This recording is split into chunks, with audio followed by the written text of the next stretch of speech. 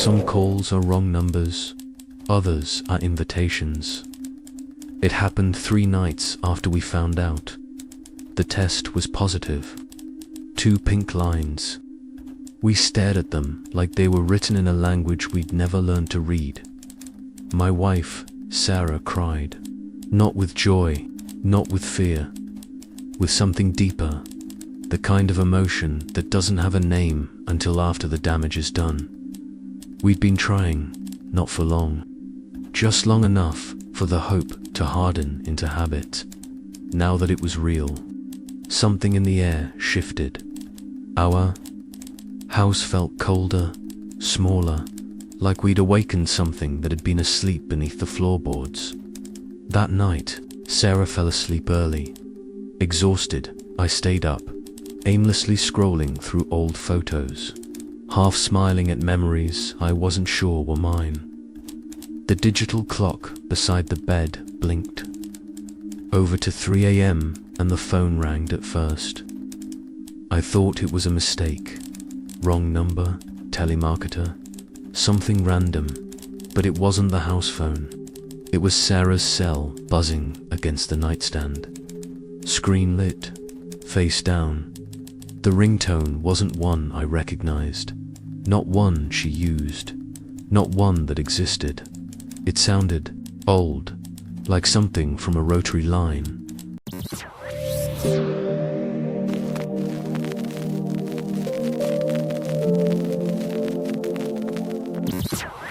Mechanical, hollow.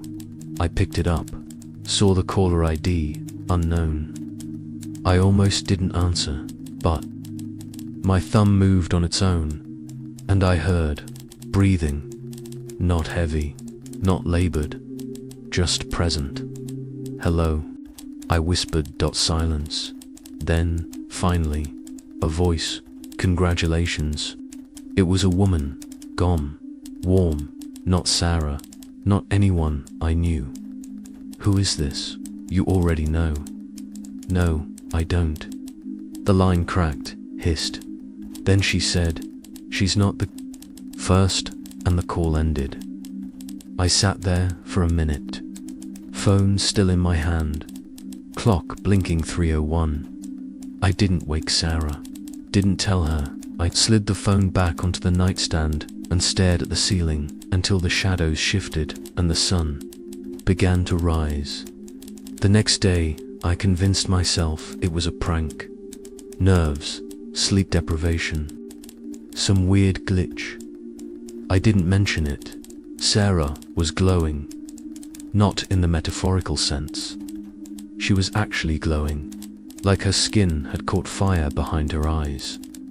But there was something else, a tension.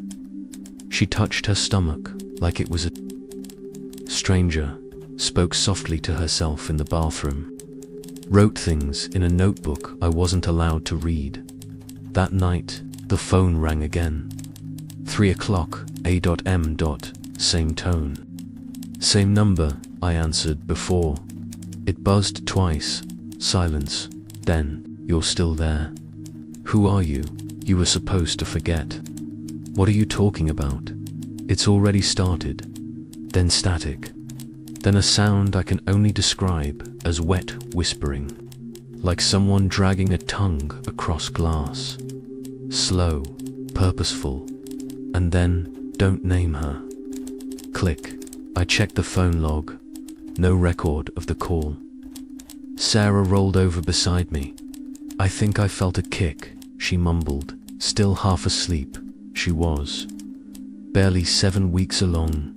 There was no way. But I didn't say that. I just nodded and felt the cold spread across my chest like spilled water. Some things should never be seen in black and white. We had our first ultrasound 2 days later. The waiting room smelled like disinfectant and artificial lilac. Sarah squeezed my hand until her knuckles turned white. I smiled, but my stomach was tight. The nurse led us into a dim room and prepped the machine. 7 weeks, she asked. Sarah nodded. Still early, but let's take a look. The screen flickered, and then The shape, small, curled. A flicker in the center of its chest. See that? The nurse said, pointing. That's the heartbeat. But Sarah didn't smile. Her eyes were locked on something else. Something in the corner of the screen. What's that? She asked. The nurse squinted. I think that's just shadow. Maybe the way the image is refracting. No, Sarah said. There, in the top left. The nurse adjusted the angle, and for a moment, it looked like a face. Not clear. Not human, just the shape. Eyes, mouth, staring back at us from inside the womb. Then the image glitched, blurred, and the face was gone. The nurse left to check on something. We sat in silence. Sarah whispered.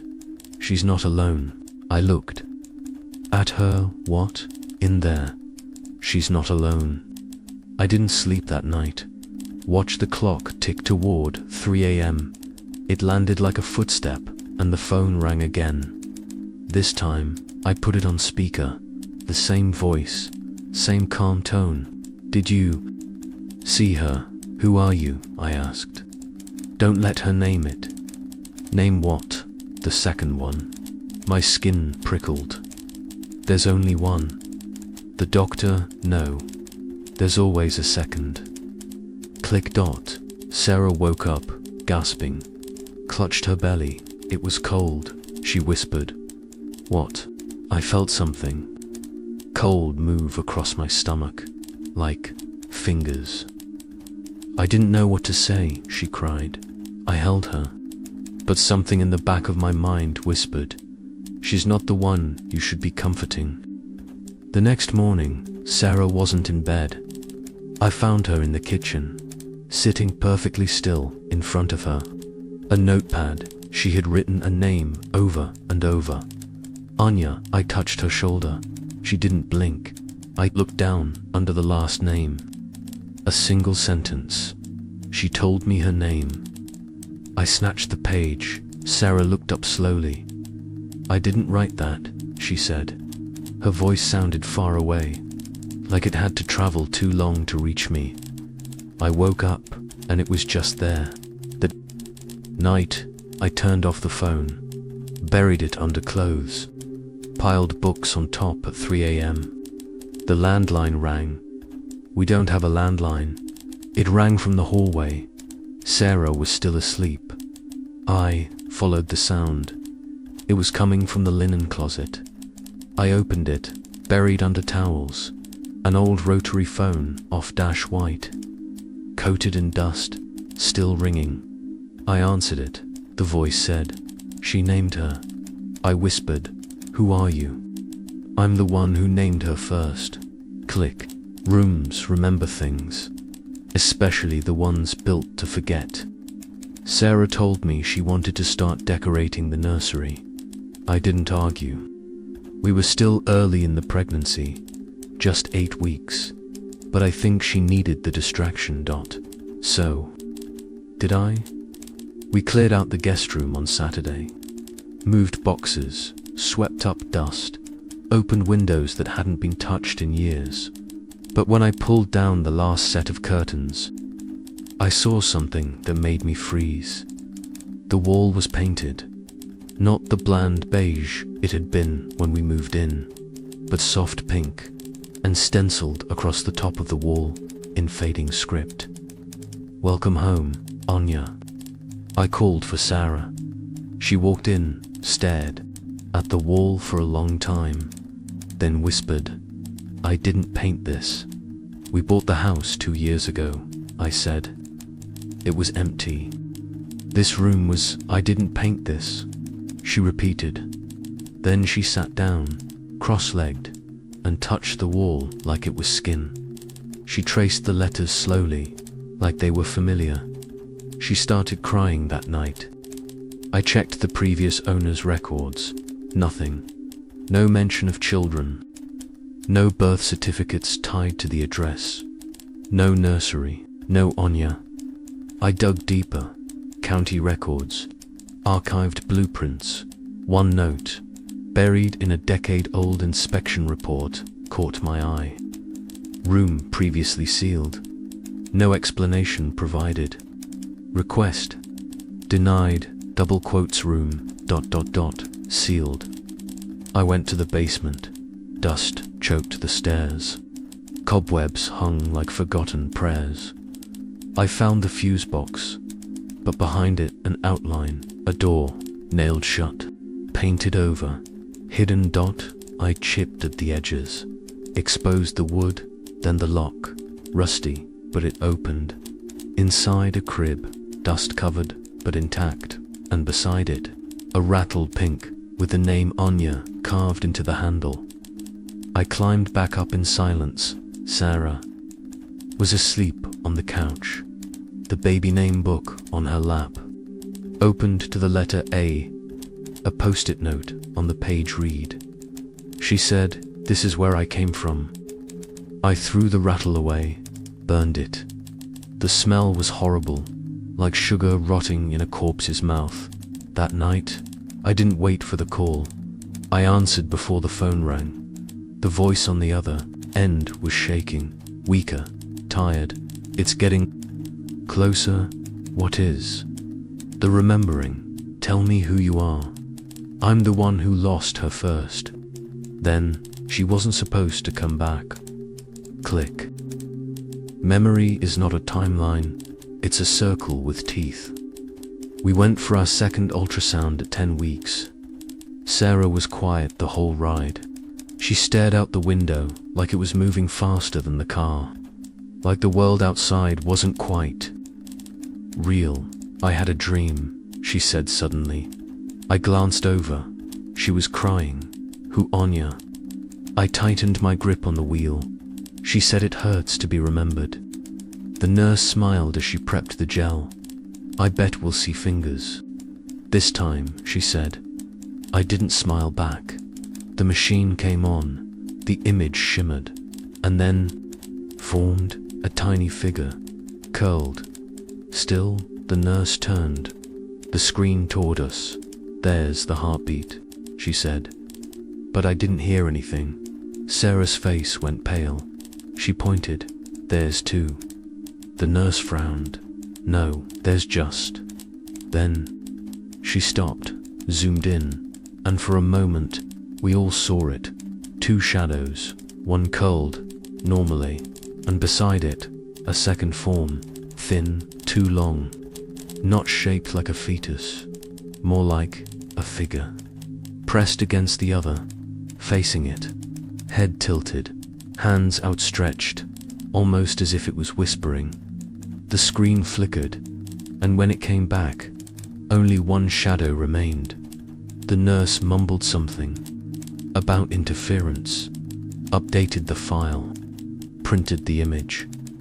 I watched the printer spit it out, but when I picked it up, there were two figures. Only one had a heartbeat. We drove home in silence. Sarah didn't speak, didn't blink when we got inside. She walked straight to the nursery. I followed. She stood in the middle of the room and said, softly, "She's already here."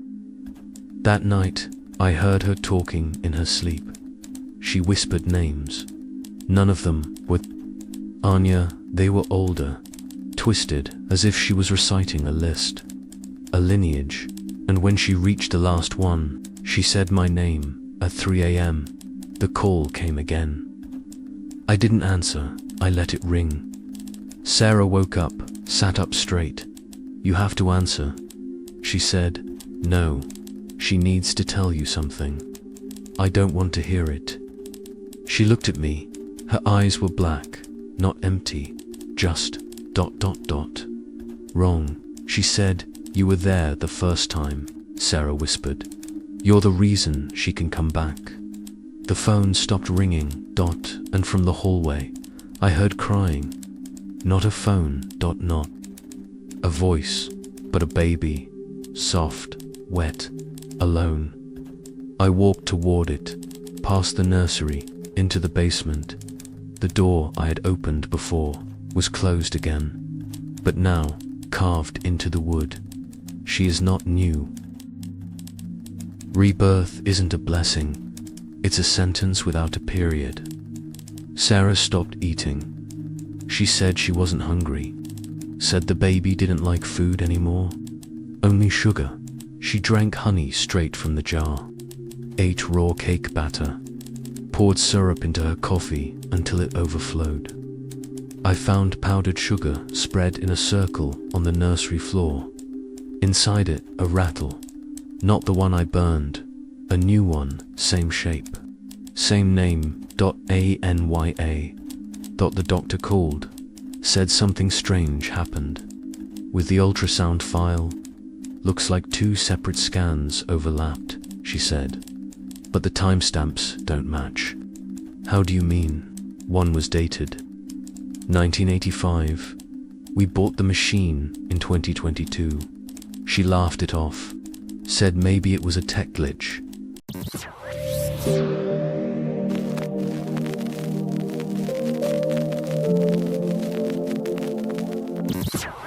But she sounded nervous, like she didn't want to hear the real answer.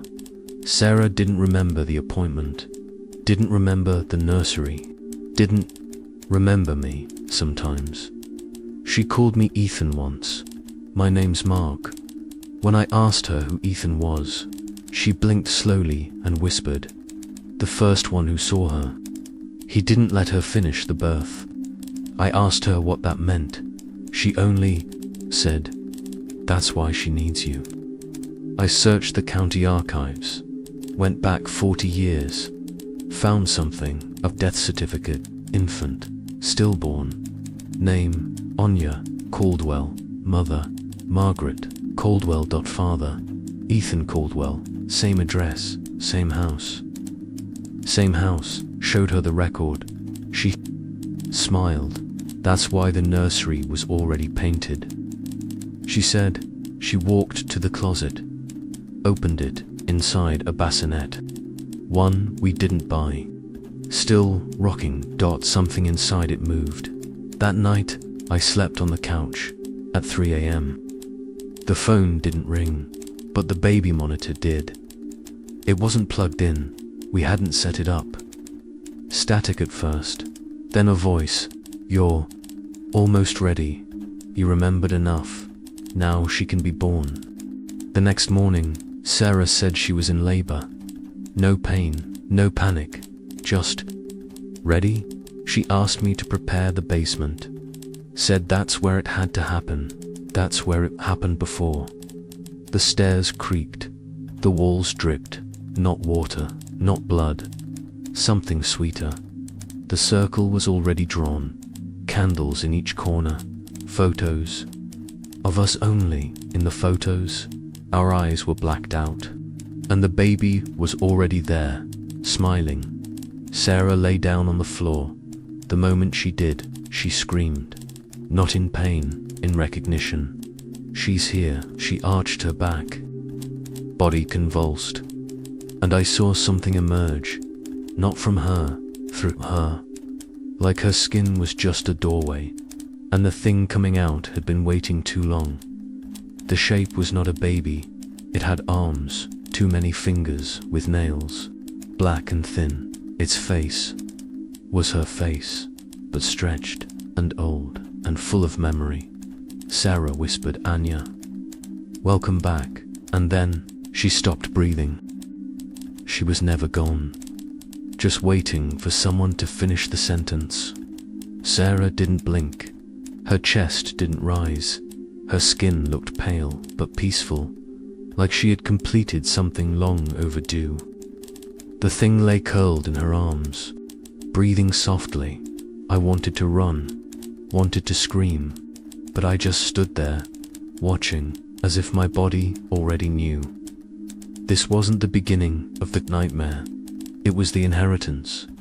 The candles went out one by one, not from wind, not from breath, as if they had done their job and could finally rest. The basement door closed behind me. On its own, a soft hum filled the air, like a lullaby with no melody, only intention. I woke up in bed, fully dressed, The sheets were clean. No blood, no signs of the night before. The basement door was gone. Just a solid wall painted white. I rushed to the hospital. No record of Sarah. No check-in, no doctor visits. Her OB/GYN had no file on her. No ultrasound history. No pregnancy. I ran back home, searched the entire house. Everything was gone. Her clothes, her toothbrush, the baby books, the name charts, gone. Only one thing remained. The rattled dot with the name. Anya Caldwell, E. Checked the mirror. My face looked older, lines I didn't have, eyes that had seen too much. And behind me, a crib.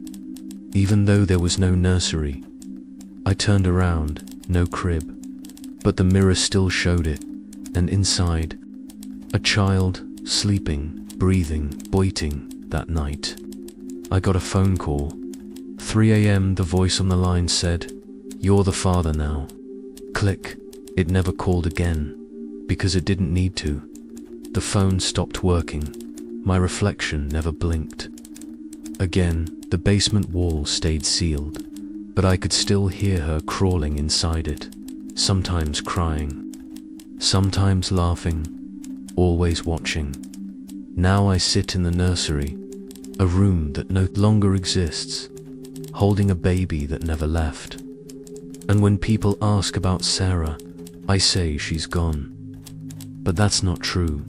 She just became part of the memory, part of the cycle. So, if your phone rings at 3 a.m. and the voice knows your name, knows your child's name, knows things no one else should know, don't answer, because the call is never about the past.